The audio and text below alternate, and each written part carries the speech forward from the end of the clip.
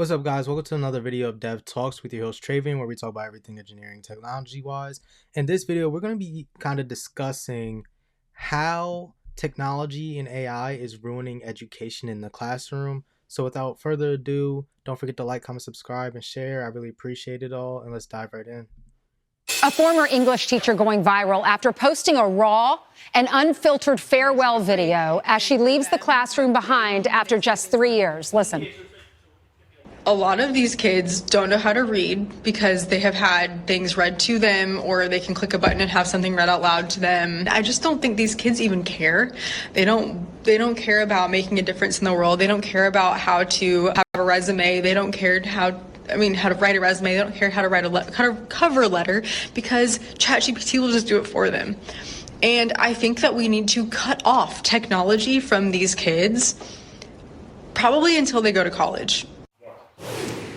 So, for the most part of what she's saying, as far as cutting off technology, overall, I would say I agree with her.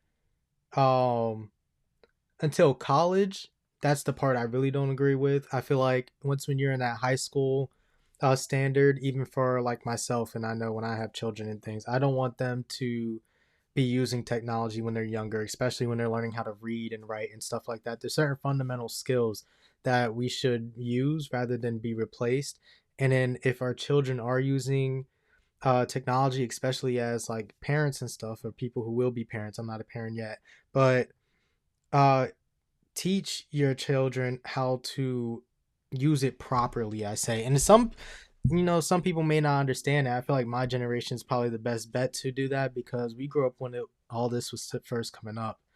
And with growing with this technology, we've seen how it was like in learning without the use of all these tools. And then these younger kids, they have all these extra tools available to them and things. So we need to be responsible in a sense of, hey, when they're growing up, what's the best way to teach them how to use it? But they need to still learn on their own.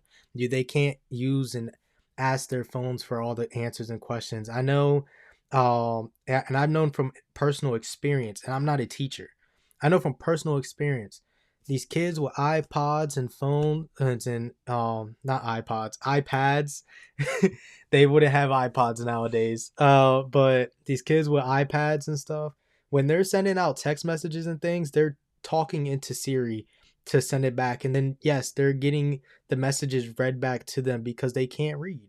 And they're not doing a good enough job to learn how to read. They're not looking at these messaging stuff as, how can I read these words and stuff? Of course they're not. They're just telling Siri to type up the messages for them or speak it out loud. So she is 100% correct for that. LinkedIn now, I believe you can even do it for free on LinkedIn.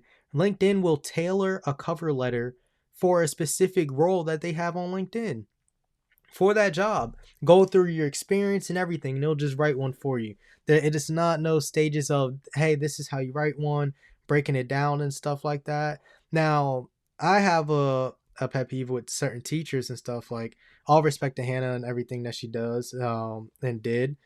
But the reason why I say high school is because high school should be a developmental preparation phase for adulthood, right? You can't be like, hey, let's just throw them into college, because not every kid is going to go into college. Not every kid's probably going to make it into there. Not every kid's going to want to get a certain degree like that. Some kids are going to go into trade schools and things. So there needs to be a portion in these high schools that teaches these higher developmental skills and stuff. And one could be, how can you use technology to learn and stuff in the classroom? How are you putting it into the classroom? How are you installing all of these things inside your actual class for them to learn alongside it, like writing out study guides for them that they can use and study out of, and different things, and try to make stuff interesting, so they're not just sitting there trying to use AI to cheat and things. Because professors in university, I've covered some videos where university professors even run it through a AI detector, and they will detect the AI and catch a student cheating. And I've seen grad students get expelled from their graduate program. I've done videos on it. I've talked about this before. and it sucks. But let's hear more about Hannah's story and everything. Hannah is a former teacher, and she joins us now. She posted that video. More than 1 million people have seen it, Hannah, probably more by the time we're on this morning. Why did you post that video? So I taught for 3 years, as I said in my video. I wasn't always a teacher. I actually started my career in digital marketing.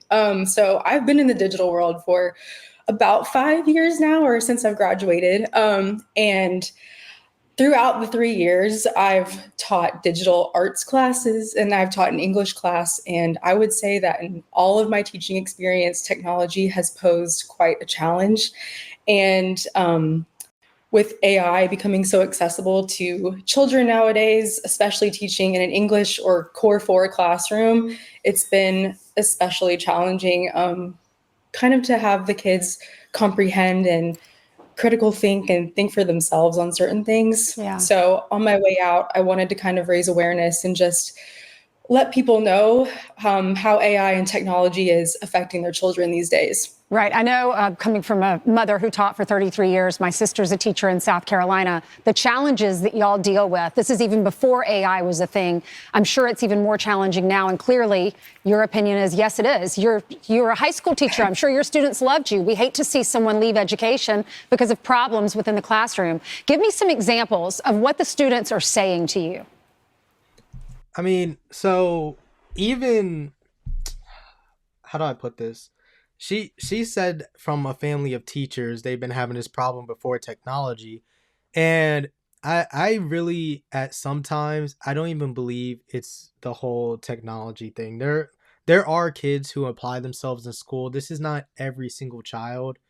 And teaching also isn't for everyone. Every job that is out there, like I even say it for engineering, like computer science majors and graduating with a BS in computer science, mind you, computer science and engineering courses have one of the highest dropout rates or for the majors.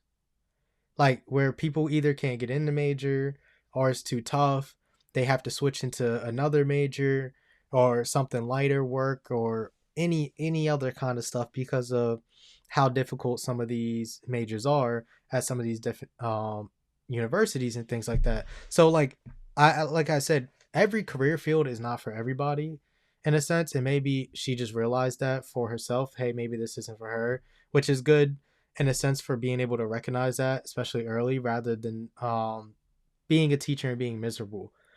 I feel like the best teachers are the ones who are actually committed to teaching and the growth and development of younger children and whatnot, but also finding ways for the students in their class to be more engaged and help them learn or grow. Like if technology is an issue, find ways to use the technology to for them to all get better at reading, or in a sense, or uh, make it to where they have to. I don't know. I don't know. I'm not gonna sit here and write down every single lesson plan and just give everything out, but this is something I definitely would like to talk more about, especially with her. Like I'm planning on doing a lot of interviews.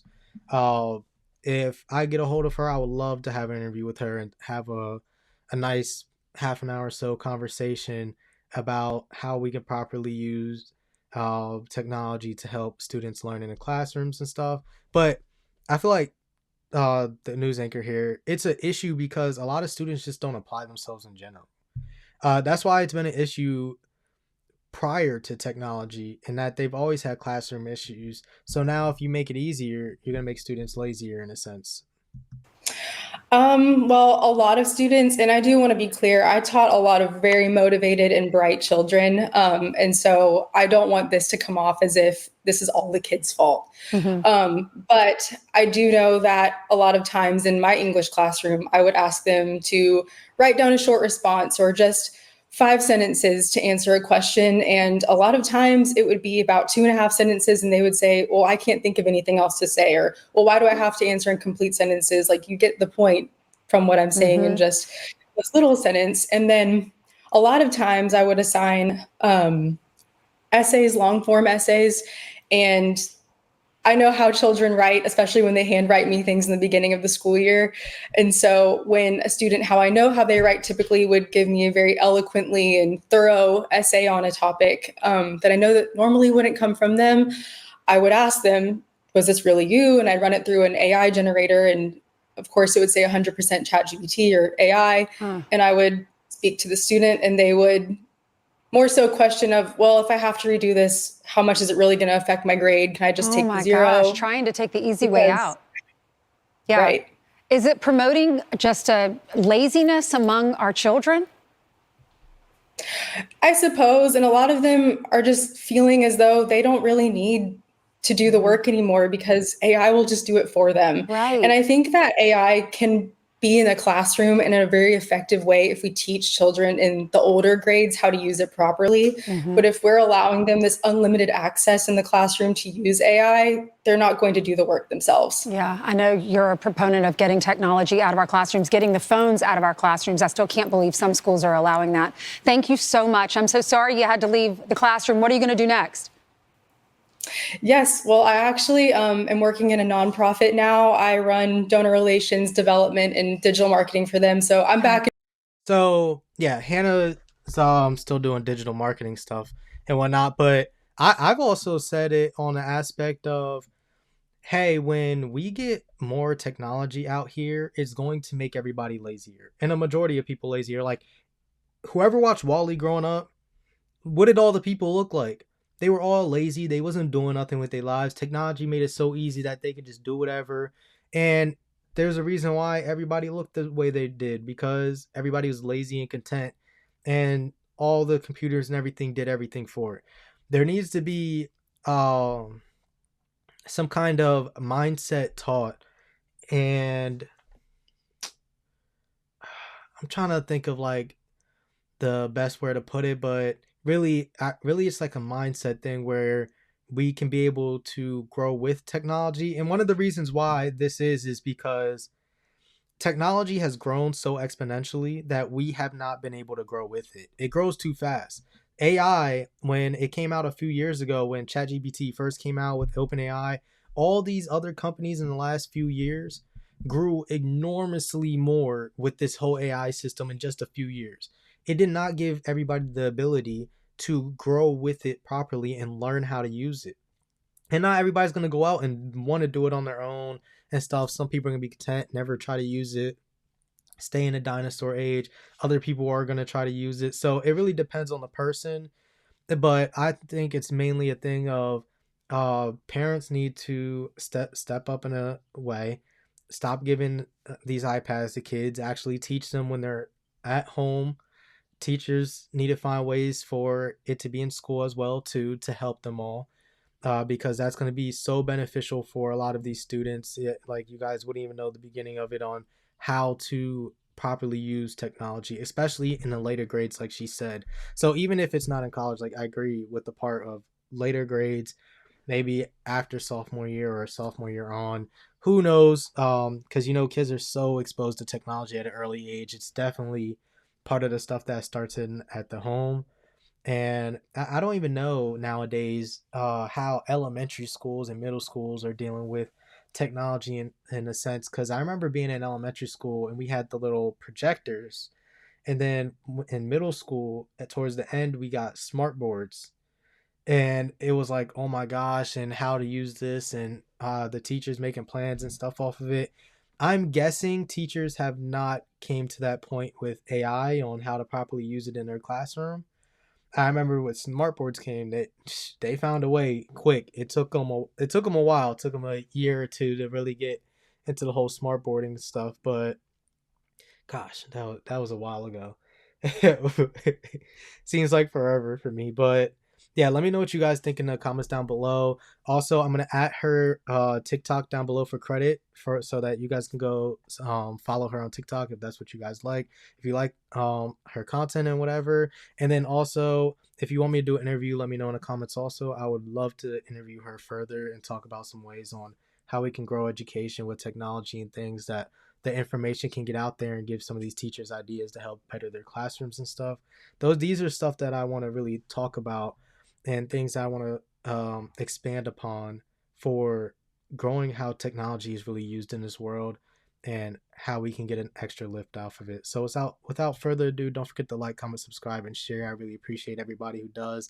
Thank you for making it this far in the video. Also, if you want to send me any recommendations, please send me an email at devtalkspod@gmail.com. That will also be in the description down below with everything. Without further ado, peace. See y'all next time.